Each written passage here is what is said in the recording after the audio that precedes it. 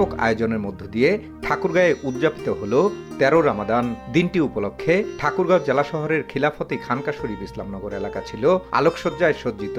দিনটি পালনে সোমবার ভোর থেকে ইসলামনগর সরকারি প্রাথমিক বিদ্যালয় মাঠে জড়ো হয় কয়েকশো নারী। মশলা জাতীয় খাদ্য সামগ্রী প্রস্তুতে লেগে পড়েন তারা। বেলা গড়াতেই মাঠের আরেক প্রান্তে বেঁধে রাখা ২ শতাধিক পশু কোরবানি দেওয়া হয়। শত শত মুরিদগণ সহ আগত মুসল্লিরা ব্যস্ত হয়ে উঠে মাংস প্রস্তুতে। মাত্র কয়েক ঘন্টায় মাংস প্রস্তুত সম্পূর্ণ হয়। পাশেই বড় বড় হান্ডি নিয়ে হাজির আয়োজক কমিটির সদস্যরা। আলাদা আলাদা কমিটির সমন্বয়ে চলে কর্মযজ্ঞ। সন্ধ্যার আগেই শেষ হয় মূল প্রস্তুতি পর্ব। ১৩ রমজান উপলক্ষে ১২ রমজান থেকে শুরু করে দুদিন ব্যাপী এই আনুষ্ঠানিকতা চলে।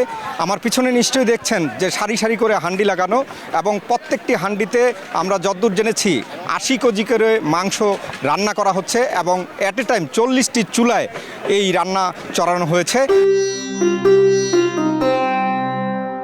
রান্না শেষে সবগুলো হান্ডি একত্র করে প্রস্তুত করে রাখা হয় তবারকের জন্য। এমন আয়োজন দেখতে দূর দূরান্ত থেকে ছুটে আসেন মুসল্লিরা।